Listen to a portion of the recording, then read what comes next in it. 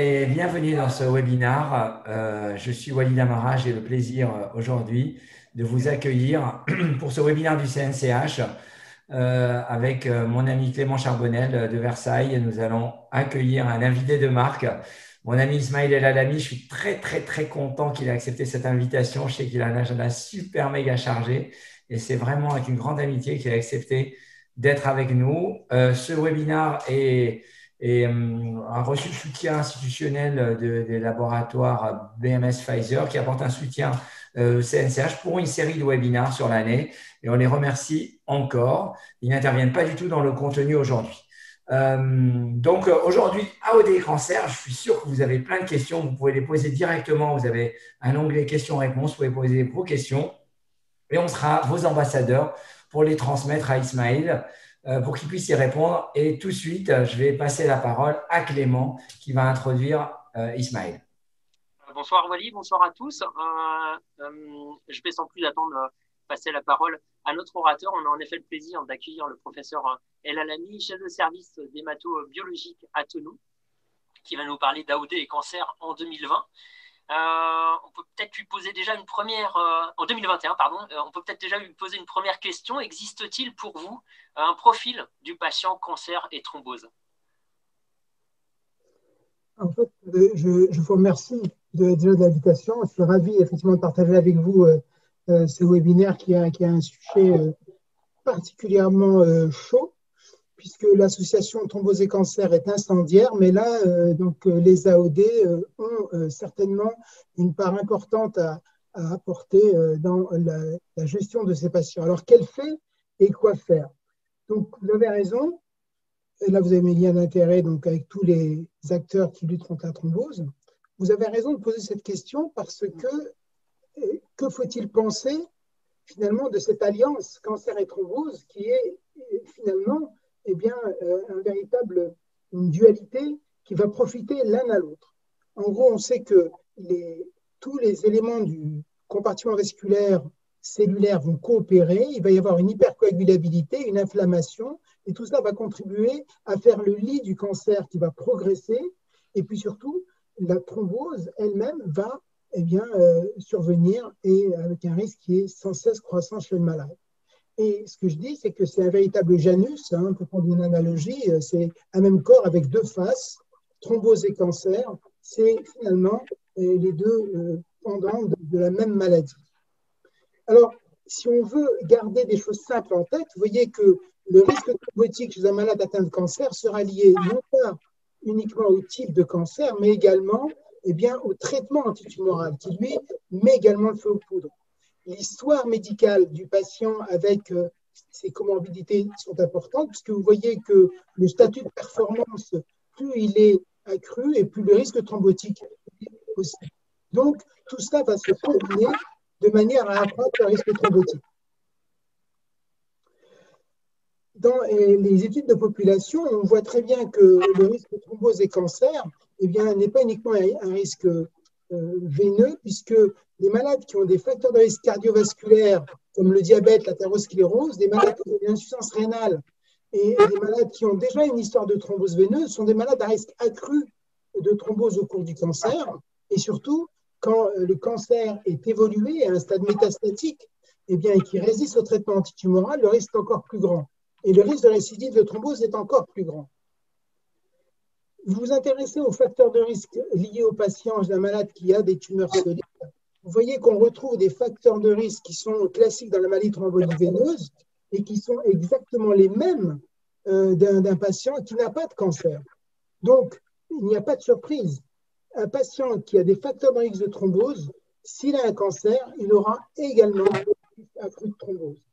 Et Riete, qui est un registre multinational avec plus de 80 000 malades inclus, vous voyez que dans les promoteurs de thrombose, bien sûr, on trouve le cancer ici, mais vous avez également des facteurs de risque cardiovasculaire comme le diabète ou l'hypertension, et également l'anémie. Effectivement, l'anémie est aussi un ennemi en matière de thrombose et cancer, car un patient cancéreux qui a une anémie a plus de malchance d'avoir une thrombose et une hémorragie alors qu'il est traité. le statut cognitif est important, plus votre malade aura finalement des fonctions cognitives altérées, plus cela traduira une vulnérabilité. Et donc, bien sûr, un pronostic péjoratif. Et c'est important. Mais quand on s'intéresse aux patients qui sont inclus dans les essais cliniques cancer et thrombose, ici avec les héparines de vapeur moléculaire, vous voyez que les patients sont plutôt jeunes, hein, autour de 60 ans. Vous voyez que leur statut de performance est plutôt bon, hein. C'est rien de supérieur à 2, les deux sont à seulement 20 à 30%. Et alors que quand on regarde dans la vraie vie ces patients, vous voyez que ici, toujours dans le registre IET, les malades depuis 75 ans, c'est 40% des patients. Les malades qui ont une fonction rénale altérée, c'est pratiquement plus de 40% des malades. Et les malades qui ont une anémie, c'est 50% des malades avec cancer. Donc, on voit très bien que ces malades eh bien, ont un statut particulier. Quand on s'intéresse aux malades qui ont un cancer, on pense à l'hypoalbuminémie et à la malnutrition. Or, j'attire votre attention que quand on s'intéresse aux anticoagulants chez ces patients, vous voyez que les AVK sont fortement liés à l'albumine, comme les AOD, donc type antidisar, ivaroxaban, apixaban. Ce n'est pas le cas des héparines de vapeur moléculaire. Mais quand on a une hypoalbuminémie, eh bien, c'est hypo pour tout, puisqu'on a un plus mauvais pronostic en termes de risque thrombotique et surtout en termes de mortalité. La mortalité est accrue chez ces malades qui sont hypoalbuminémiques. Vous voyez dans ces essais, donc les malades qui ont une embolie pulmonaire, qui sont traités par anticoagulants et qui sont hypoalbuminémiques, vous voyez ici, ces patients, ils ont une mortalité qui est accrue de manière significative. Et les malades qui sont sous rivaroxaban et qui sont traités pour une thrombose, en cas d'hypoalbuminémie, ont un risque hémorragique qui est accru 4 fois. Donc, les conséquences ne sont pas si simples. Les interactions médicamenteuses, c'est un problème qui est bien sûr primordial, et surtout avec les traitements antitumoraux, et surtout la voie des cytochromes, qui est l'autoroute des médicaments, puisque la plupart des médicaments passent par les cytochromes, surtout les 3 à 4, vous voyez, qui sont ici majoritaires. Eh bien, on sait que ces cytochromes sont très sensibles non seulement à l'âge, mais également à l'inflammation et également aux médicaments qui vont moduler leur fonction. Et si on s'intéresse ici dans cette cohorte avec AOD, des patients qui reçoivent des inhibiteurs modérés de cytochrome et ou de PGP, hein, c'est le même combat, eh bien, vous voyez que dès le début, ils ont une augmentation régulière du risque hémorragique, donc lorsqu'il y a cette association. Donc, il y a bien sûr des influences qu'il faut garder en tête. Par ailleurs, dans ces interactions, des fois, on a des surprises. Dans cette thérapie ciblée avec le cabozantinib et l'apixaban, eh bien, ces auteurs ont eu la surprise de constater un effet secondaire qui était la neutropénie et la thrombopénie, qui n'était jamais relaté avec cette thérapie ciblée. Donc, des fois, il y a des mariages qui ont des issues parfois pas trop heureuses. Mais bon. Donc, pour conclure, thrombose et cancer, eh bien, il faut penser thrombose and co, puisqu'il faut penser que ce malade vient avec ses comorbidités, il a des comédications, il a un rein qui peut être compromis, il a un contexte qui est complexe, il a une cognition qui peut être, disons, le signe d'une vulnérabilité accrue, il a une corpulence plus ou moins grande, et donc on sait très bien que chez les obèses, par exemple, les pharmacodynamiques, pharmacocinétiques sont peut-être modifiées. Donc tout ça est compliqué. Et tous ces cofacteurs doivent rester en tête face à un malade qui a un cancer et qui va avoir une thrombose. Et donc c'est un challenge aujourd'hui. Challenge donc parce qu'on a un patient qui a un cancer qui doit être traité pour son cancer, et ça c'est incendiaire. Un malade chez qui je dois bien sûr contrecarrer cette thrombose avec un risque hémorragique accru. Et face à ces comorbidités, je ne veux pas les exacerber et puis proposer des complications iatrogènes, puisque ça fait un peu mal au cœur aux praticiens. Voilà ce que je voulais vous dire sur le profil, donc cancer, thrombose, et le patient en particulier qui a effectivement ce profil-là. Tu actives ton micro, Walid. Et puis, il faudrait m'activer la vidéo.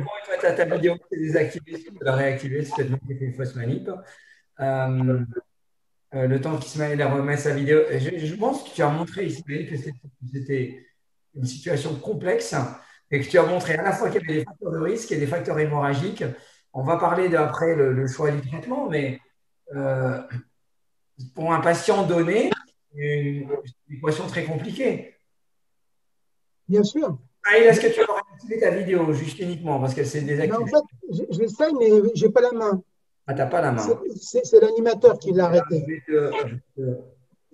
Excuse-moi.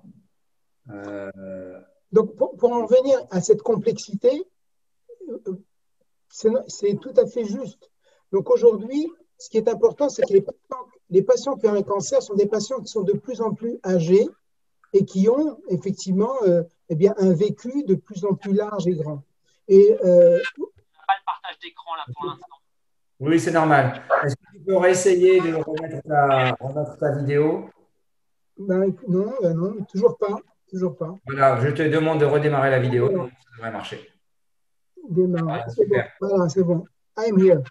Donc, ce que je disais, c'est qu'aujourd'hui, justement, c'est que la complexité du patient est réelle. Et aujourd'hui, il faut avoir une vision holistique du problème. Donc, le cancer ne vient jamais seul, hélas. Il est toujours associé à d'autres choses.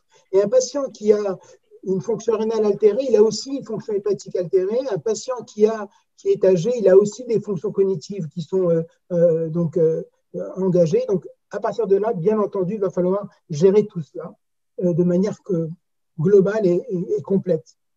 Alors là, c'est clair que tu as bien expliqué la situation. On pense tous, bien sûr, au patient cancéreux qui fait la thrombose, mais obligatoirement dans ta présentation, ça nous pousse à te poser la question. Lorsqu'on a ce risque qui n'est pas facile à évaluer, le risque de thrombose possible, bah finalement, la tentation, c'est de débuter un traitement en prévention primaire. Est-ce que c'est un concept qu'on peut envisager et que faut-il faire dans ces cas-là? Alors, est-ce que, eh bien, en fait, ce qui est important, c'est d'évaluer le risque. Ce que vous voyez ici sur le schéma d'en bas, c'est que le risque thrombotique eh bien, va varier au cours du parcours de soins du patient atteint de cancer, avec des niveaux plus ou moins élevés. Ici, vous avez en pointillé le seuil de thrombogénicité. Et donc, en gros, c'est de savoir où est le patient dans son parcours de soins, à quel niveau de risque est-il. Et pour cela, il faut qu'on stratifie ce risque. Il faut qu'on voit juste pour prophylaxer juste. Un malade cancéreux qui est hospitalisé pour une affection aiguë doit systématiquement être prophylaxé. Et qu'en est-il des patients ambulatoires? Parce qu'aujourd'hui, on traite les malades en ambulatoire.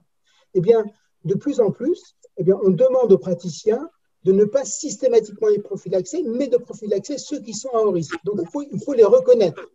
Et une fois qu'on les a reconnus, il faut déterminer le rapport bénéfice-risque. Eh bien, il y a un score qui est utilisé depuis maintenant une douzaine d'années, qui est le score de Corana, qui est très simple, qui est basé sur les données de l'hémogramme, vous voyez, et sur l'existence d'un cancer plus ou moins agressif. Et les malades qui ont un score à 3 ou supérieur ou égal à 3, donc sont des malades à haut risque. Et les malades intermédiaires, c'est 1 à 2, puis le risque, c'est 0 à 1. Et en fait, on sait que plus ce risque est augmenté, plus le risque péjoratif, la mortalité est accrue. Donc, thrombose et sévérité, c'est un pléonasme. Et on voit très bien qu'au cours du temps, les malades à haut risque sont encore plus à haut risque. Les malades qui étaient à faible risque peuvent devenir des malades à risque intermédiaire plus élevé. Tout dépendra finalement des circonstances d'évolution et de la maîtrise du cancer. Mais on sait aussi qu'à l'usage, le Corana, il est trop simpliste, puisque eh bien, il n'est pas capable de faire la différence entre les risques élevés et les risques intermédiaires. Il louche un peu, et surtout, il manque de sensibilité. Et donc, nous avons développé un score qui s'appelle COMPASS-4, il y a maintenant plusieurs années, pour des patients qui avaient un cancer du poumon, un cancer colorectal, un cancer du sein ou un cancer de l'ovaire, parce que c'était les populations, vous savez que le cancer du poumon et le cancer du colorectal sont les plus fréquents aujourd'hui dans la population. Et donc, on a développé ce score chez des patients qui étaient hospitalisés ou pas, qui étaient traités ou pas. Et donc, nous, c'est pas comme le score de Corana qui ne peut être utilisé qu'en pré-chimio, une seule fois, once.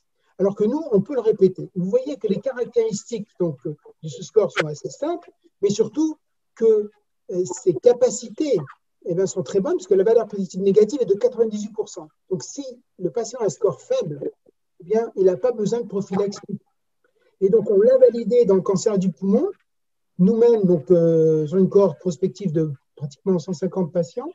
Et une autre équipe, donc de manière tout à fait indépendante, a comparé le score de Corana au risque, vous voyez, il est ici, et notre score, nous, au risque qu'on passe. On a reconnu tous les patients qui avaient thrombosé dans sa cohorte ayant un cancer du poumon, alors que Corona, on n'a reconnu que 2, donc 10% de cette population. Et une équipe nord-américaine a également validé notre score de manière également indépendante sur 4000 malades et a retrouvé les mêmes caractéristiques avec une excellente valeur positive négative, une excellente sensibilité.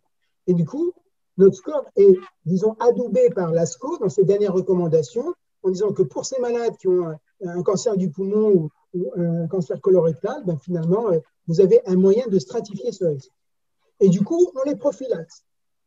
Donc, si on les prophylaxe, donc vous savez que les héparines de Vapua constituent le fer de lance de cette prophylaxie, qu'en est-il des AOD?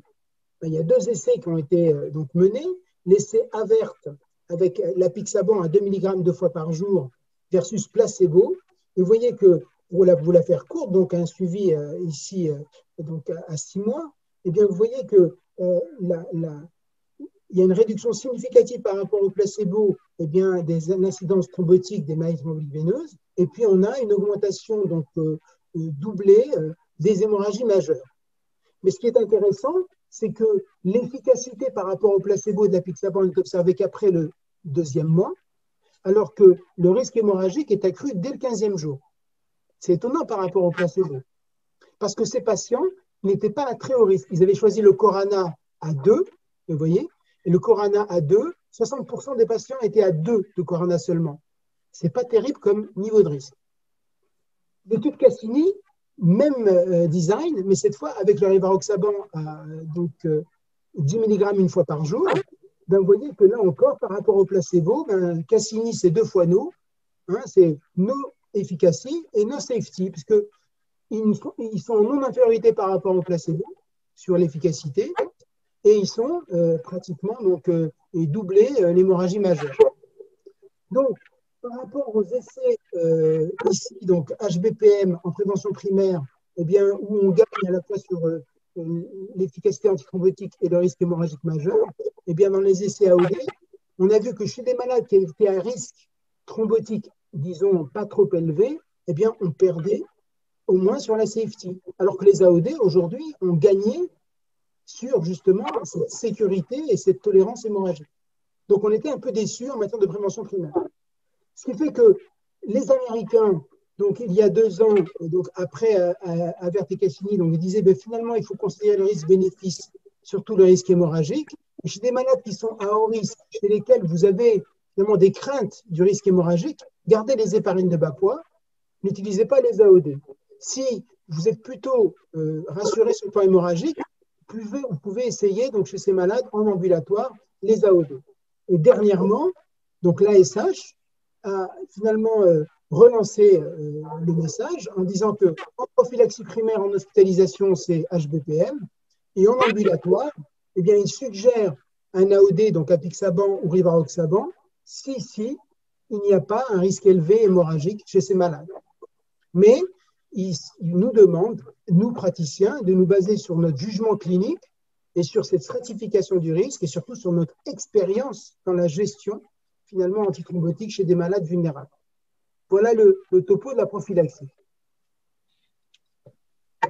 Merci beaucoup sur la prophylaxie.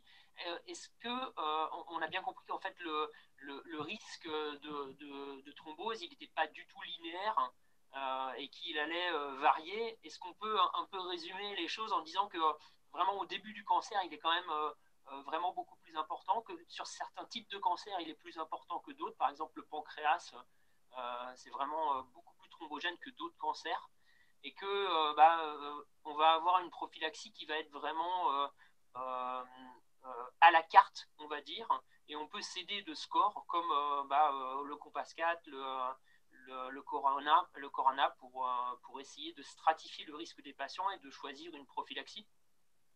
Vous avez tout à fait raison. Ce qui est certain, encore une fois, comme je vous l'ai dit, hein, les 4 points cardinaux de la relation thrombose et cancer, c'est le type de cancer. Et effectivement, cancer du pancréas, glioblastome, le cancer de l'estomac, cancer colorectal, tout ça, cancer du poumon, ce sont des cancers qui sont réputés comme étant thrombogènes. Ils seront d'autant plus thrombogènes qu'ils seront agressifs à un stade évolué et surtout à un stade métastatique. Même un cancer du sein métastatique peut atteindre un niveau d'un cancer du pancréas. Vous voyez? D'autre part, le traitement qu'on va mettre en place lui-même est un traitement qui va aggraver ce risque.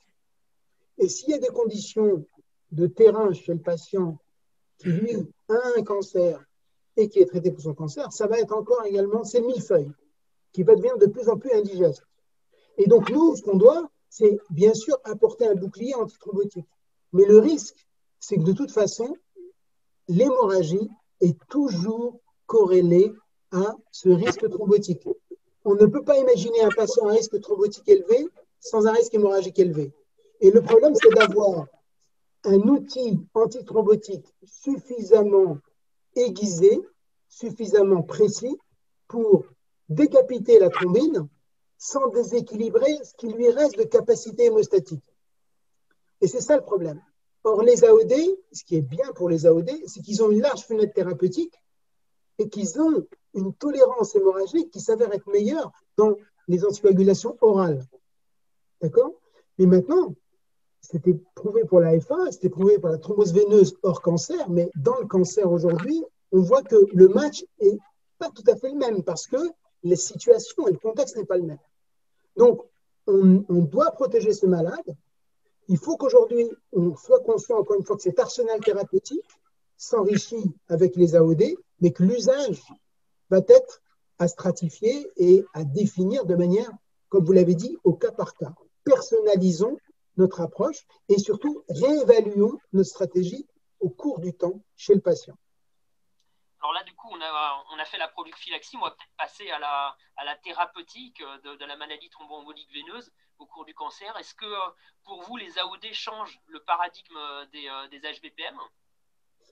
Alors, justement, encore une fois, c'est une très très bonne question, absolument, parce que quand on s'intéresse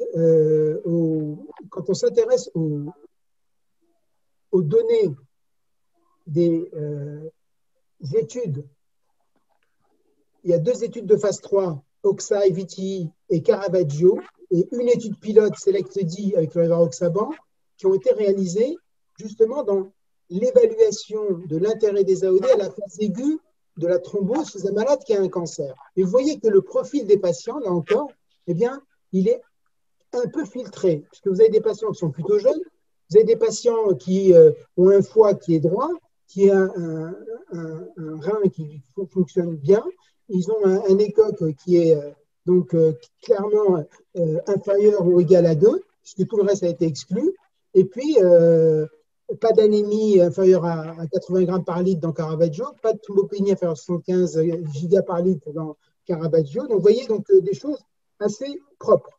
Alors, mais quoi qu'il en soit, que donnent finalement ces résultats? L'étude Oxai, Oxai, c'est Edoxaban, on ne l'a pas en France. Je vais passer assez vite, d'accord, pour vous dire que finalement, ça réduit, vous voyez, donc les thromboses veineuses par rapport à daltéparine. Et donc, ça, c'est clair. Mais les thromboses veineuses phlébitent pas les embolies pulmonaires qui sont équivalentes dans les 2 groupes. En revanche, eh bien, nous avons, vous voyez, donc chez ces malades, une augmentation significative des hémorragies majeures et on a une augmentation des hémorragies cliniques cliniquement relevantes non majeures.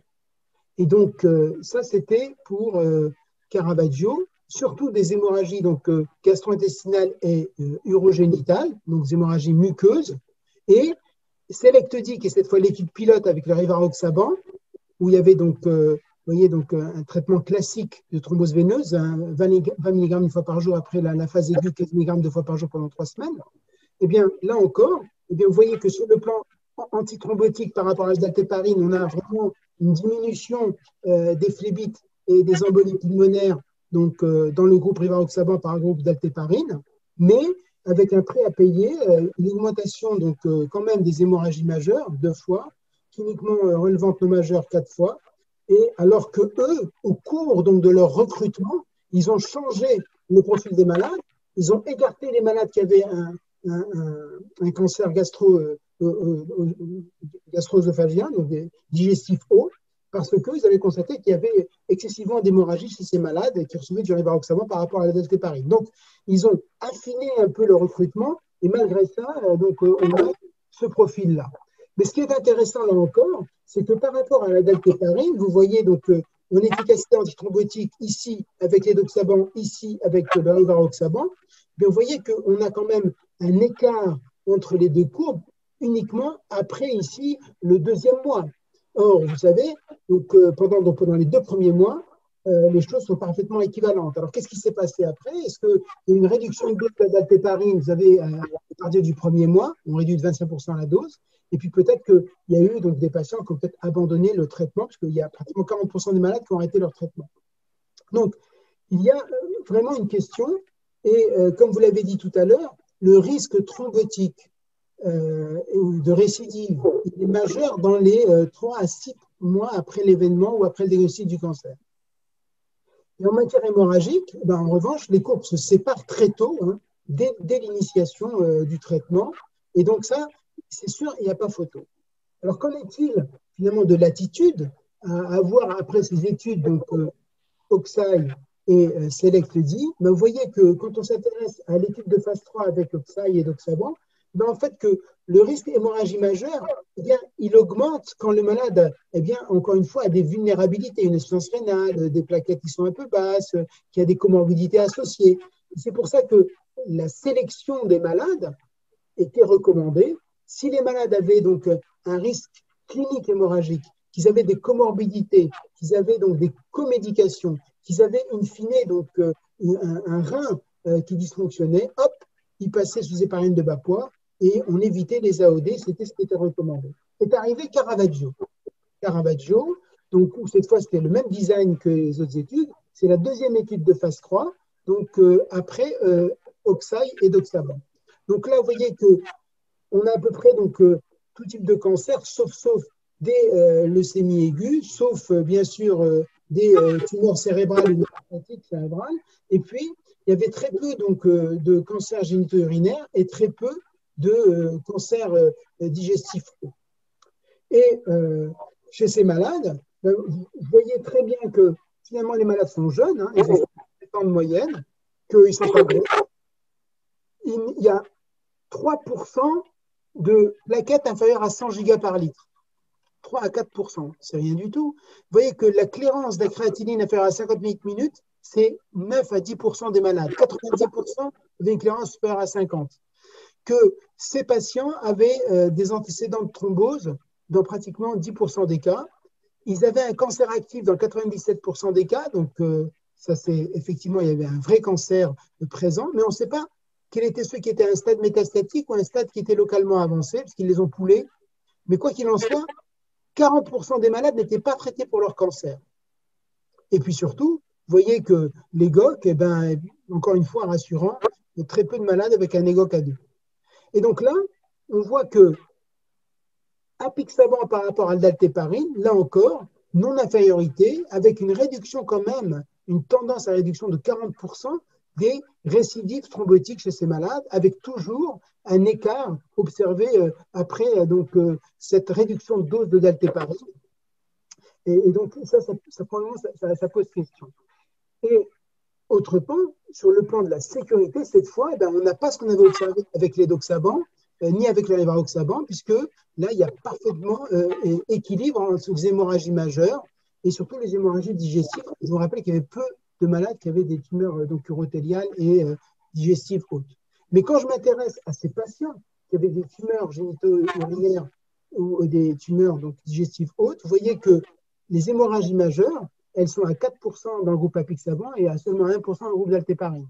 Et si je prends les quelques patients qui ont aggravé leur statut de performance, vous voyez que là encore, apixaban, ça fait un peu plus mal que le daltéparine. Mais donc, ça reste toujours très, très particulier et c'est du saucissonnage, bien entendu. Et donc, du coup, on a 2 essais de phase 3, un essai pilote, on fait une méta-analyse. Hein. Aujourd'hui, il y a plus de méta-analyses sur ces essais AOD dans le cancer avec thrombose qu'il n'y a d'essais, princeps. Et donc, vous voyez que quand on fait une méta-analyse, on voit que globalement, en matière d'efficacité et de tolérance, on est en non-infériorité avec une tendance d'être donc du bon côté au niveau antithrombotique et d'être finalement un peu agressif du côté hémorragique. Du coup, on fait une autre méta-analyse encore plus récente où cette fois, je vais inclure l'essai qui s'appelle Adam Viti, qui n'est pas randomisé. Et du coup, vous voyez, je décale encore plus finalement l'efficacité antithrombotique des AOD par rapport à l'HVPM.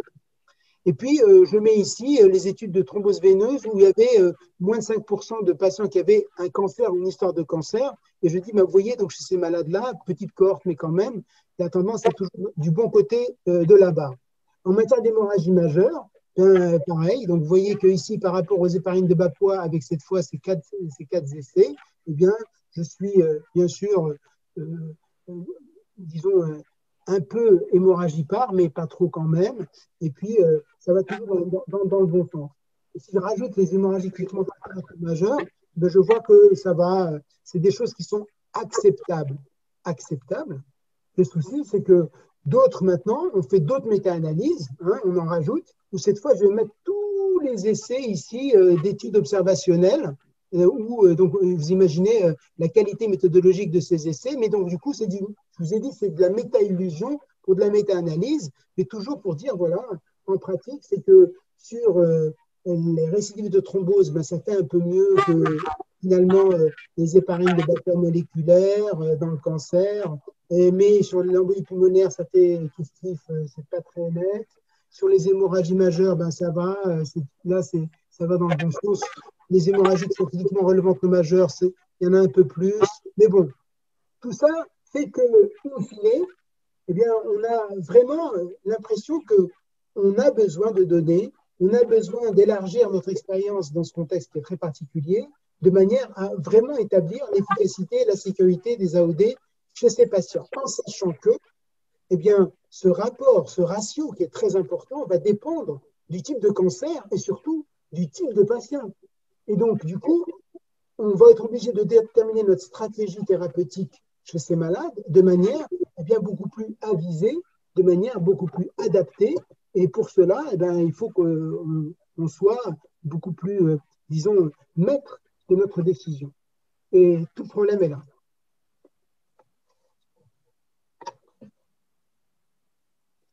Voilà ce que je voulais vous dire sur aujourd'hui les essais AOD, les faits AOD dans le cancer, dans la gestion à la phase aiguë de la thrombose veineuse. Pas simple de s'y retrouver dans ce que tu nous as dit. Je reconnais que ça m'a un petit peu perdu. Et je dirais, pour essayer d'avoir tout le monde avec nous, Ismaël, faisons ça. Donne-nous des messages pratiques. C'est-à-dire, qu'on va faire en pratique maintenant. Très simple, en pratique. Et c'est ça que je vais essayer de faire avec vous maintenant. Très simple, en pratique, c'est que faire. Voilà. Donc maintenant, parce qu'il y a les faits et puis il y a quoi faire. Alors, aujourd'hui, on a beaucoup de questions. D'accord ? On a beaucoup de questions qui se posent en matière donc, de praticité des AOD. Puisque aujourd'hui, on connaît les malades qui sont en risque hémorragique. Bien sûr, on sait que les malades qui ont un cancer in situ présent, toujours donc présent au niveau gastrique, au niveau urothélial, ceux-là, bien sûr, sont contre-indiqués. Les malades qui ont des tumeurs cérébrales ou qui ont des métastases cérébrales, aujourd'hui, on n'a pas vraiment d'argument ferme pour pouvoir autoriser les AOD, quoique on a des données indirectes qui sont quand même encourageantes, mais ça reste encore une fois à étayer. Et puis après, il y a toutes les comorbidités avec effectivement des insuffisances hépatocellulaires, avec des fonctions rénales qui vont s'aggraver, avec des anémies, des thrombopénies qui vont devenir beaucoup plus profondes, et avec des extrêmes donc, de poids, etc. Donc tout ça, ce sont des situations qui, bien sûr, modifient les conditions de prescription des AOD. Mais pour autant, est-ce que les AOD ne peuvent pas être utilisés? Et donc, du coup, on essaie d'être pratique. Et donc, ce qu'on demande, c'est ajuster. Ajuster, c'est-à-dire qu'il faut voir juste pour traiter juste. Et donc, en gros, c'est tout d'abord valider le type de cancer qu'on a en face de nous. Si c'est un cancer qui est un cancer muqueux, un cancer qui est en situation, disons, qui n'a pas été opéré, qui est toujours en place, qui est en situation d'évolution péjorative, qui est mal maîtrisée, on va être très inconfortable avec les AOD qui vont venir inhiber la génération de thrombine sur ce site lésionnel. Si c'est des patients qui ont des interactions médicamenteuses avec des inhibiteurs ou des inducteurs forts, des PGP de cytochrome, là, on ne sait pas trop où on va aller. Si on a des patients qui ont des comorbidités associées, multiples, à un grand âge, et qui ne correspondent pas vraiment au profil des malades qui ont été inclus dans les essais, c'est vrai que les AOD, aujourd'hui, vont nous mettre dans finalement beaucoup d'incertitudes. Donc, on est obligé de sélectionner.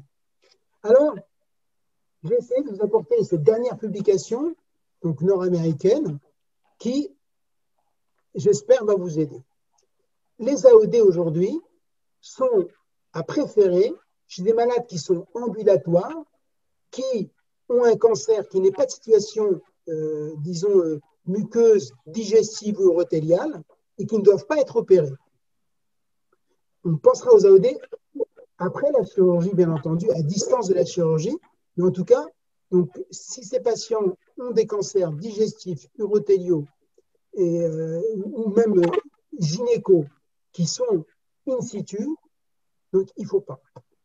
Si maintenant les malades ont une insuffisance rénale sévère, s'ils ont finalement un antécédent hémorragique digestif récent, s'ils ont une atteinte hépatique donc avancée, ben bien sûr, ou bien sûr des comédications avec des inducteurs ou des inhibiteurs puissants, non. Les héparines de bas poids resteront cette fois pour les malades qui sont en situation de contre-indication des AOD, bien entendu, mais surtout ces patients qui ont, par exemple, des thrombopénies qui sont inférieures à 50 gigas. Parce qu'aujourd'hui, on a des stratégies pour les malades qui ont moins de 50 000 plaquettes. Et vous voyez, entre 25 000 et 50 000 plaquettes, on réduit de moitié la dose. Et donc, alors qu'on n'a pas de stratégie pour les malades qui sont sous AOD. De la même manière, les malades qui auront donc des interactions sur les cytochromes et les PGP, ben, finalement, les héparines de bas poids moléculaire, elles, n'ont rien à craindre sur cette voie métabolique. Et puis, les AVK, bon, eux, sont réservés aux malades qui sont en insuffisance rénale terminale, sévère ou en hémodialyse, bien sûr. Mais généralement, je pense que l'AVK a vécu en matière donc, de gestion des risques thrombotiques au cours du cancer, sauf dans ces situations. Et donc, on a des algorithmes. En gros, c'est qu'on rentre, finalement, c'est très simple, hein, on rentre dans un patient qui est candidat à l'anticoagulation. Et bien, si c'est un candidat qui, finalement, n'a pas de co-médication et qui n'a pas de cancer digestif ou urothélial, qui n'a pas de thrombopénie, eh ben, il peut bien sûr avoir effectivement des AOD. Et s'il a des inhibiteurs de PGP ou de cytochrome puissants, eh ben, il passera aux héparines de bas poids moléculaire. D'accord? Donc, vous voyez, donc en gros, aujourd'hui, c'est le type de cancer, donc digestif urothélial, aujourd'hui, ben, on ne préfère pas. Et ensuite, les comédications et les comorbidités, surtout reins et foie. Voilà. Donc, tout cela sont éligibles aux AOD s'ils ne sont pas compromis sur ces items et ces paramètres-là. Donc, je suis désolé, mais le cancer, c'est complexe. Le malade qui vient avec un cancer, il a des troubles digestifs, il vomit, il a des gastrites, il a des ulcères, etc. Donc, celui-là, avec les AOD, c'est un peu plus problématique. Donc, si aujourd'hui, on doit choisir un traitement, on choisira le traitement chez un malade qui est atteint de cancer, mais plutôt stable, sans trop de médications qui ont une interférence sur les voies des cytochromes et des PGP. Et donc, l'AOD, surtout pour une maladie chronique comme le cancer, s'avère être une bonne proposition une fois que le malade est stabilisé et qu'il n'y a pas d'interférence comme les chimiothérapies complexes qui peuvent venir finalement modifier un peu toute cette performance organique, rein, foie, etc., chez un malade qui est déjà fragile. Donc, voilà ce que je voulais vous dire donc, sur thrombose et cancer et AOD. Donc, en pratique, vous voyez que le patient atteint de cancer, eh bien, il vient avec un cortège de complexité. et qu'aujourd'hui, nous, on doit absolument adapter notre stratégie antithrombotique en étant sélectif, tout simplement. Merci beaucoup. Merci beaucoup pour cette présentation. On a peut-être un petit peu de temps pour quelques questions. Moi, j'avais envie de soulever la question de insuffisance rénale. Bon, vous avez dit qu'il y a 40-50% des patients qui ont un cancer qui ont une insuffisance rénale. Dans le RCP de l'apixaban, le rivaroxaban, on a la possibilité de prescrire entre jusqu'à 25 et jusqu'à 15 de clairance, entre 30 et 15 de clairance. Moi, je dis à mes internes, en dessous de 30, vous ne prescrivez plus d'AOD, même chez les patients cardiologiques hors cancer. Ah oui. Je suis en dessous de 30, je ne sais pas ce que vous faites vous, mais je trouve que c'est safe de prescrire des AOD. Nous, on va, alors aujourd'hui, hors cancer, on va effectivement jusqu'à 20-25, parce qu'aujourd'hui, il y a des données avec l'apixaban dans l'insuffisance rénale sévère, d'accord, qui sont tout à fait encourageantes. Mais c'est hors cancer. Et aujourd'hui, donc, il y a des recommandations, donc FDA, enfin, il y a des autorisations d'utilisation par la FDA chez ces malades-là, avec l'apixaban uniquement. Chez les malades atteints de cancer, le seuil des 30 reste valable parce qu'aujourd'hui, on n'a aucune expérience dans le cancer en dessous de 30, parce que ces malades n'étaient vraiment pas inclus dans ces essais. Quelle est la durée du traitement? C'est-à-dire, quand est-ce qu'on se dit on va arrêter? Alors, très bonne question, votre honneur. C'est que d'emblée, le traitement prophylactique du cancer, la prophylaxie du cancer, c'est tant que le cancer est là et que le risque est présent.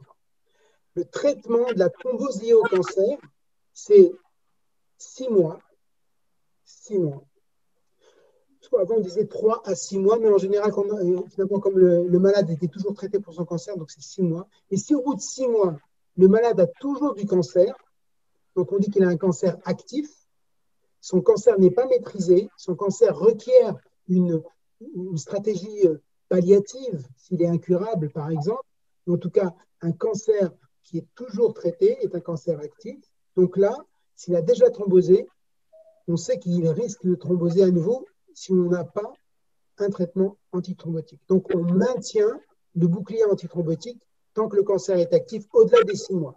C'est pour ça que l'étude APICAT avec apixaban qui est en cours aujourd'hui est une étude intéressante puisqu'elle nous permet de voir un peu ce qui va se passer au-delà des 6 mois chez des patients qui ont un cancer actif et qui reçoivent une stratégie donc par apixaban, 5 mg x 2 versus 2,5 x 2 chez ces malades au long cours, puisque, encore une fois, aujourd'hui, le cancer est devenu une maladie chronique, et donc, mais le risque étant là, le bouclier doit persister. On va peut-être juste prendre une petite question dans l'audience. On nous demande la dose préventive d'apixaban. La dose, alors, la dose prophylactique, entre guillemets, hein, c'est 2,5 x 2, c'est l'essai AVERT qui a donc utilisé cet essai-là. Donc, c'est la dose prophylactique antithrombotique dans le cancer. Pour aujourd'hui, la prévention secondaire des malades qui ont thrombosé hors cancer et chez qui je dois maintenir un traitement prolongé, puisqu'ils ont un risque, par exemple, des malades qui ont des thromboses idiopathiques, vous voyez, qui ont un risque de thrombose qui est significativement élevé, donc je ne peux pas me permettre d'arrêter un traitement chez eux, hein, ils doivent être traités pour une thrombophilie clinique à risque élevé. Ceux-là, ils restent sous un traitement donc, qui est plein pot d'apixaban, c'est-à-dire 5 mg x 2. Et c'est de la forme secondaire. Alors, nous ne nous mélangeons pas les pinceaux. Prévention primaire dans le cancer, c'est 2,5 x 2. Prévention secondaire hors cancer, c'est 5 x 2, comme dans le traitement classique de la thrombose veineuse, après les 10 mg x 2 pendant une semaine d'apixaban à la phase aiguë. Alors, le côté rythmologue que je suis ne peut pas m'empêcher de te poser la question, c'est FA et cancer, c'est-à-dire le patient qui a les deux, qu'est-ce qu'on fait? Alors, c'est une superbe question, puisque C'est un webinaire en t'invitera, je pense. Non, mais tu as raison, parce que c'est ça la pratique, c'est qu'aujourd'hui, le cancer, c'est l'apanage du vieux, et la FA, c'est l'apanage du vieux. Du coup, donc, les deux apanages se rencontrent sous un malade face à nous. Et donc, en pratique, aujourd'hui, eh ben, quand il y a eu des études rétrospectives, enfin, il y a eu des essais comme ça, et puis on les a empilés. Et récemment, donc, il y a encore une fois une méta-analyse qui est sortie sur ces différents essais, bon, qui valent ce qu'ils valent, et qui montre que, in fine, par rapport au traitement classique, eh ben, les AOD apportent cette sécurité hémorragique chez ces malades, alors qu'ils ont un cancer, mais on ne sait pas quel est le niveau de cancer, quel est le tas du cancer, quel est l'état du traitement cancéreux, etc., etc. Donc, c'est des données vues de drone, de très haut, très grossières. Mais aujourd'hui, c'est une vraie question. Est-ce que chez ces patients, quand ils sont en situation aiguë, parce qu'on sait que quand le cancer est découvert, c'est là où le risque est aigu, aujourd'hui, grande instabilité, traitement chimiothérapeutique très agressif, donc risque de comorbidité. Donc là, les héparines de bas poids, c'est vrai, sont pour nous notre recours. Mais dans la FA, parce qu'on sait qu'il va partir pour longtemps, peut-être qu'à un moment, on pourra switcher aux AOD. Et là, ça va rester finalement de l'evidence-based medicine basée sur notre sens clinique. Mais aujourd'hui, je n'ai pas de recommandation. Est-ce qu'on a un petit peu de temps pour juste parler complications hémorragiques sous AOD où est-ce qu'on en est? Est-ce que vous pourriez nous donner des choses un peu claires pour les gens qui nous regardent, savoir comment gérer une complication sous AOD? Alors, aujourd'hui, les AOD, ce qui fait le succès des AOD, c'est justement leur rapport bénéfice-risque qui est nettement en faveur, puisque même les patients qui font des hémorragies majeures sous AOD meurent moins que sous ADK, par exemple. Donc, du coup, la gestion, la réversibilité aujourd'hui va être possible grâce aux antidotes qui existent. Pour le dabigatran, on a le Praxbind, et pour les antidisa, on a l'Andexanet alpha. Hein, donc, l'Andexa. Et qui, lui, aujourd'hui, donc, il est en attente de prix, bien entendu.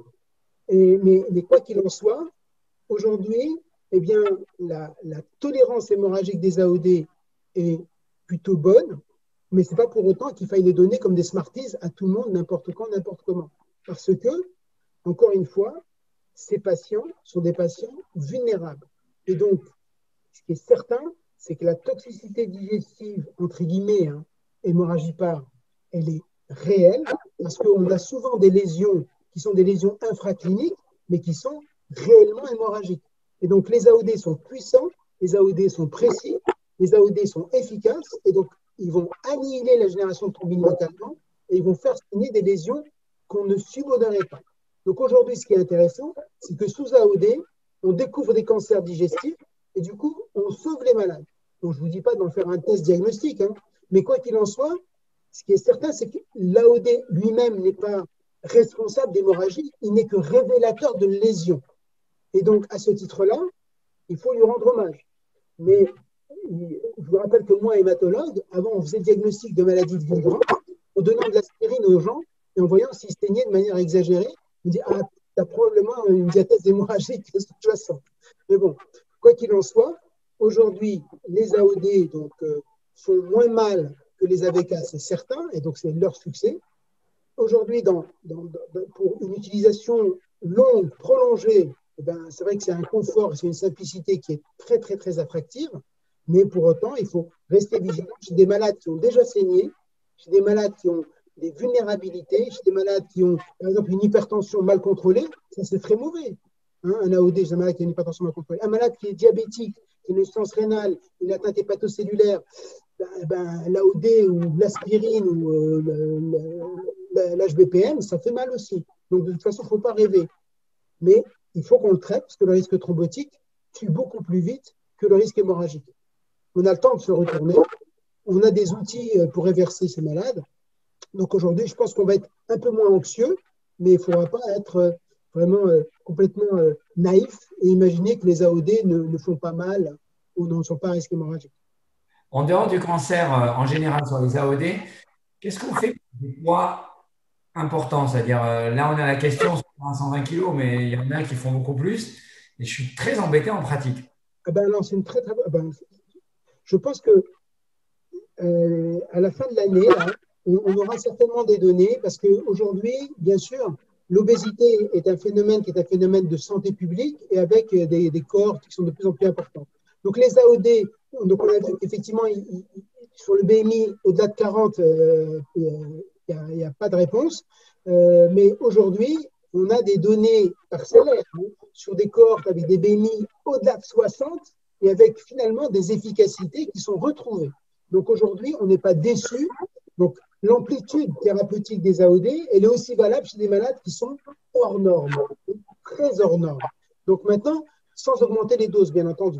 D'accord ? Mais ce qui est important, c'est que ces malades-là, il faut se méfier que les AOD à prise unique sont plutôt associés à une élimination plus rapide, parce qu'ils ont une clairance qui est accélérée. Et donc, il vaut mieux chez ces malades très gros, des biprises, de manière à ne pas tomber trop bas au cours d'une ictémère. Mais aujourd'hui, il faut attendre des données un peu plus étoillées. Mais je pense que même les obèses vont pouvoir profiter très vite d'un schéma classique AOD à double prise, à prise donc biquotidienne. Merci. Merci beaucoup Ismaël, merci Clément, merci à l'Alliance BMS Pfizer d'avoir été soutien institutionnel pour le CNCH pour cette session. Vous étiez rien que sur le live plus de 115, c'est le lien Zoom et je pense que vous serez nombreux dès demain à accéder aux différents sur la chaîne YouTube du CNCH. Vraiment, vraiment, mille merci Ismaël, c'était un plaisir de te revoir. En attendant de se revoir sur un congrès, bien sûr. Avec plaisir. Merci de l'invitation. C'est un grand plaisir. Merci beaucoup. Merci à tous. N'hésitez pas à continuer à suivre les webinaires du CNCH. Il y en aura encore un normalement la semaine prochaine, jeudi prochain, 19h. Merci à tous. Merci Clément. Merci Ismaël. Bye bye.